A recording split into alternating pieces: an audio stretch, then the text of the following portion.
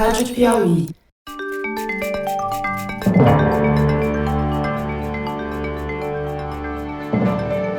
Opa! Eu sou José Roberto de Toledo e este é o Luz no Fim da Quarentena, uma coprodução da revista Piauí com a Rádio Novelo.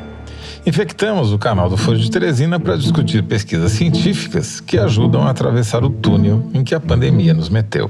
Estudo publicado por pesquisadores da Universidade de Chongqing, na revista Nature Medicine, provocou alvoroço nos últimos dias. Os chineses demonstraram que pacientes recuperados de Covid-19 viram seus anticorpos contra o vírus SARS-CoV-2 diminuírem significativamente algumas semanas depois da sua recuperação. Mas isso significa que eles voltaram a ficar suscetíveis a uma nova infecção pelo coronavírus? Ou essa queda é apenas um problema para os testes sorológicos que detectam se a pessoa já teve ou não Covid-19? Fernando Reinach explica.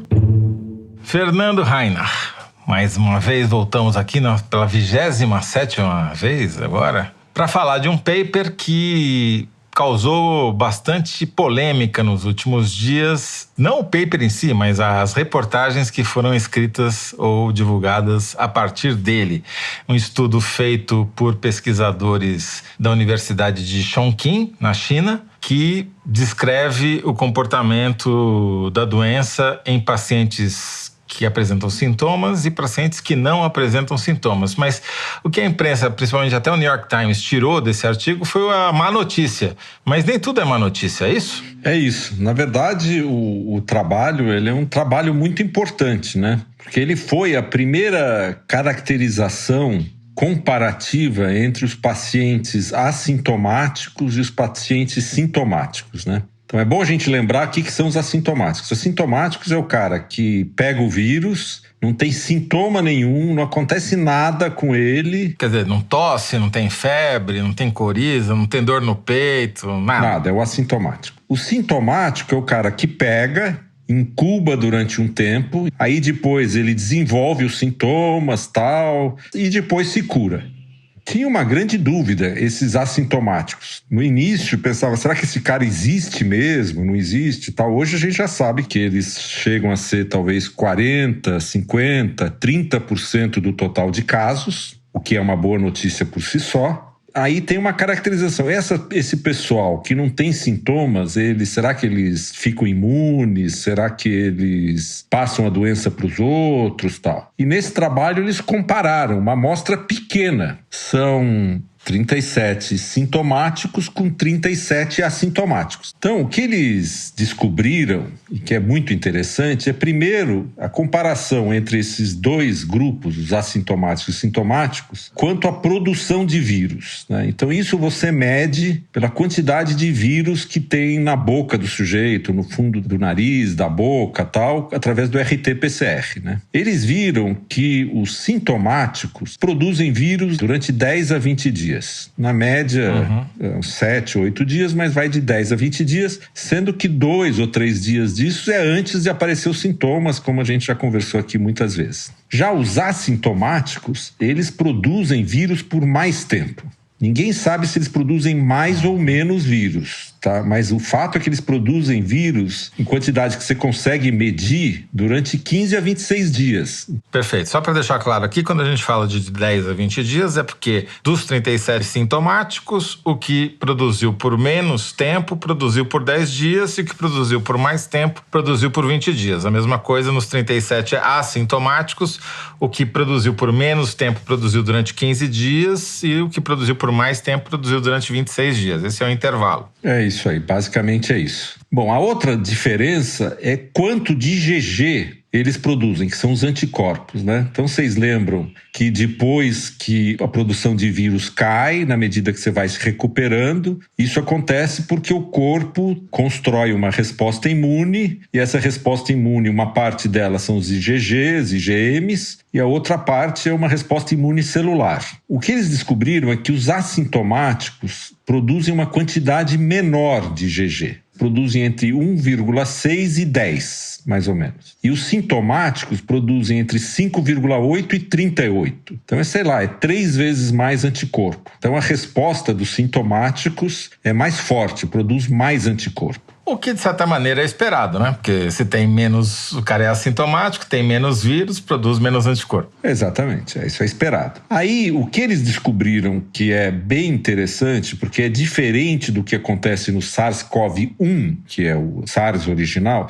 O SARS original, a quantidade de IgG produzida sobe depois da infecção, sobe e se mantém alta por 2 anos. Tá? Isso é sabido do SARS-CoV-1. O que significa que a pessoa fica imune ao vírus durante 2 anos, pelo menos.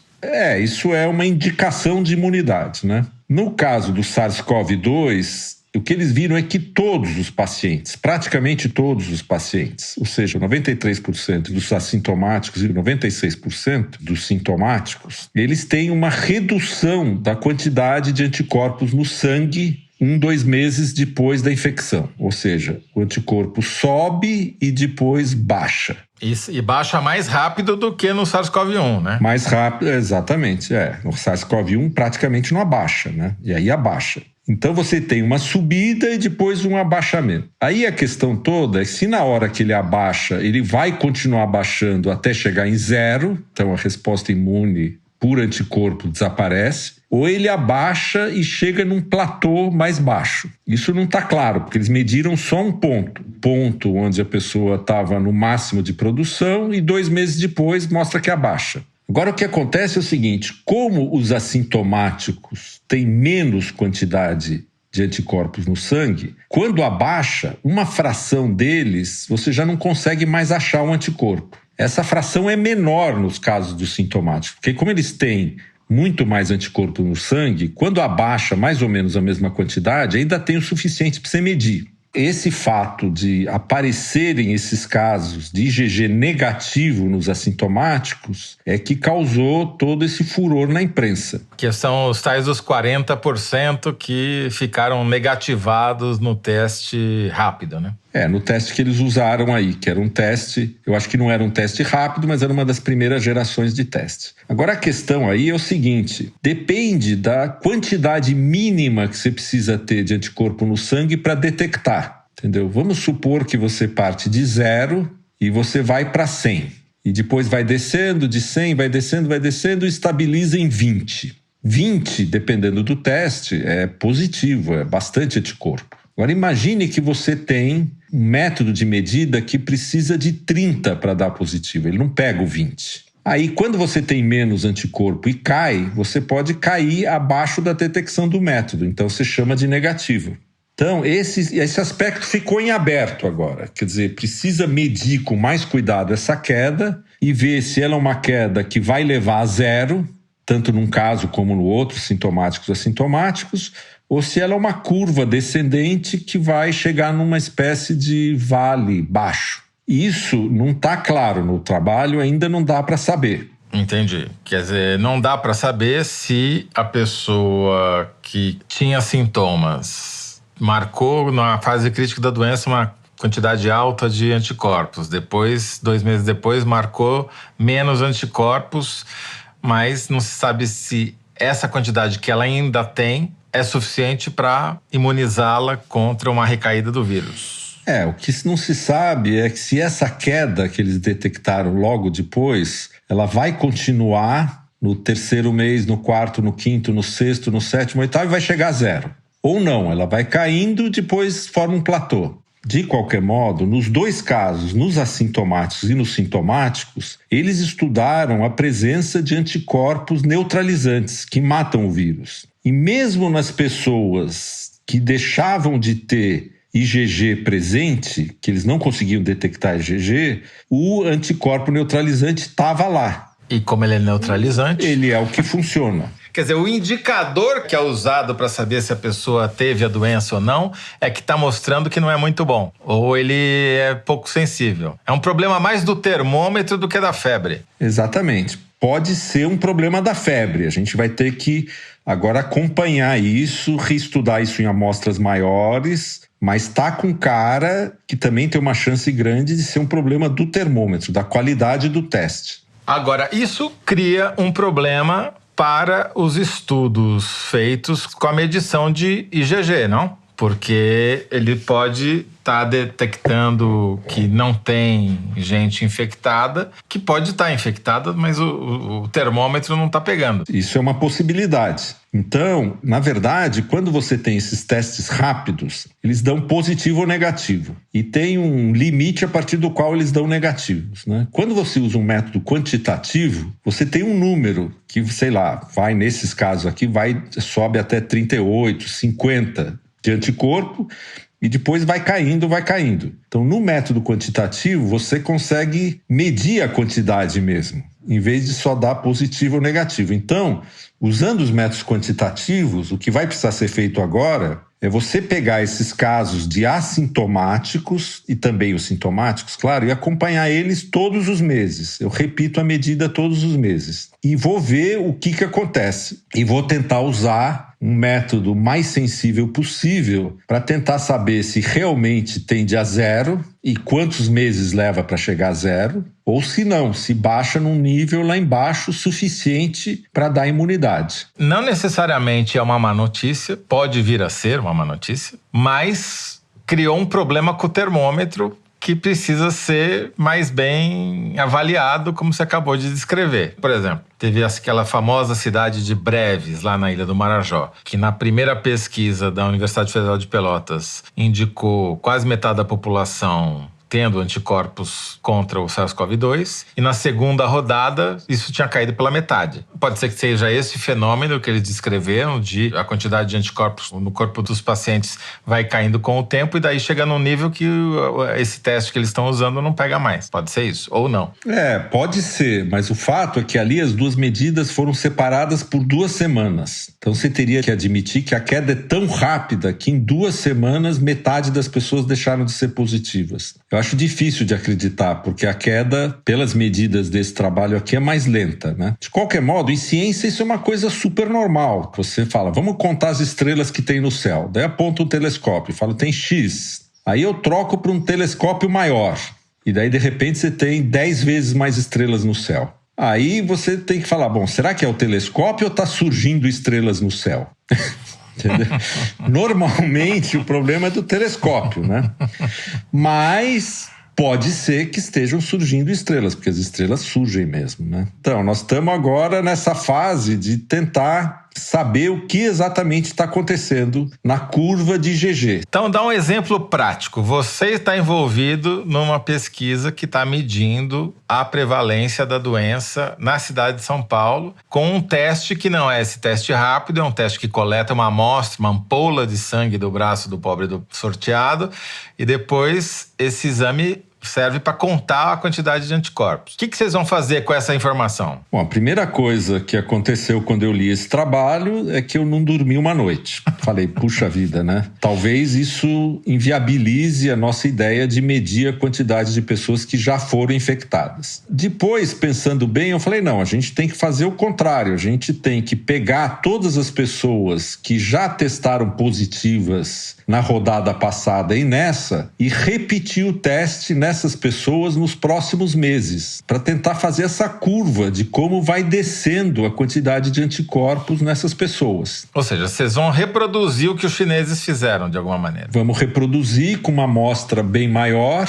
e com vários pontos ao longo do tempo e não um ponto só. Se realmente, usando o nosso método, uma parte grande das pessoas que nós detectarmos passaram a ser indetectáveis e viraram zero, a metodologia que a gente escolheu para medir a soroprevalência não é boa. E aí o estudo todo foi pro buraco. Mas vocês conservam as amostras de sangue que vocês coletaram. Quer dizer, se aparecer um teste melhor... Essa é a vantagem de você coletar uma amostra em vez de usar o teste rápido, porque com uma amostra coletada, se tiver um outro teste que mede a resistência, qualquer outro teste que apareceu, a gente pode repetir todas as amostras que a gente coletou com um novo teste, né? Agora, só projetando para o que está acontecendo no Brasil, com base no que a gente falou nos 2 últimos programas, que é, primeiro, tem sido demonstrado que tem uma parte da população que é menos suscetível à doença, e Agora, essa descrição das diferenças entre os assintomáticos e os sintomáticos. O que você acha que está acontecendo ou que vai acontecer no Brasil, já que na maioria das cidades, das grandes cidades e da maioria dos estados, a gente está assistindo uma flexibilização do isolamento social imposto por governos? Bom, na verdade, a realidade vai se impor. Daqui a 2 semanas, a gente vai saber se relaxar o isolamento social aumenta o número de casos de uma maneira enorme ou não. E é tão pouco tempo, 2 semanas, que é melhor nem eu dar meu palpite, porque eu já escrevi o que eu achava. Agora, o vírus, ele não liga muito para a nossa opinião sobre o que acontece. Ele tem a dinâmica dele, né? E a gente está vendo que várias cidades que abriram, os casos já estão aumentando. Nos Estados Unidos está aumentando muito rápido em muitos estados. A questão toda é quanto vai aumentar. E vai dar para fazer um estudo, não exatamente um estudo científico, mas vai dar para fazer uma comparação. Porque cidades como Porto Alegre, por exemplo, que abriram, hoje o prefeito, a gente está gravando o programa no dia 23, terça-feira, e o prefeito de Porto Alegre anunciou a volta de medidas para fortalecer o isolamento. Outras cidades, como São Paulo, permanece tudo aberto. Então vai dar para comparar daqui a 2 semanas o efeito de uma política e de outra, né? Não, exatamente. Isso aí, os epidemiologistas estão extremamente curiosos em saber o que acontece, porque isso vai ser um problema mundial, né? Tal medida, aumenta ou não aumenta? Abrir escola, aumenta ou não aumenta? São vários remédios para o problema que a gente tem, para o problema econômico, e vai ver que combinação de remédios e que dose dos remédios dá a melhor solução. Isso ao custo, agora até o momento, de 52 mil vidas de brasileiros, né? É isso aí. Infelizmente é isso aí. Fernando Rainer, muito obrigado mais uma vez. Até o próximo. Tá bom, Toledo. Um abraço. Tchau. Este foi Fernando Rainer, professor titular de Bioquímica da Universidade de São Paulo e cientista residente do nosso podcast. O Luz no Fim da Quarentena é uma coprodução da revista Piauí com a Rádio Novelo. A coordenação e edição são da Paula Scarpim, da Evelyn Argenta e do Vitor Hugo Brandalize. Este episódio teve o apoio de produção de Clara Relstad. A identidade sonora é da Mari Romano. Quem finaliza o programa é o João Jabassi. E a coordenação digital é da Kellen Moraes. Yasmin Santos e Emily Almeida fazem a distribuição nos tocadores e nas redes sociais. A identidade visual é da Paula Cardoso e o Motion Graphics é da Renata Buono. Eu sou José Roberto de Toledo. Até o próximo episódio. Tchau!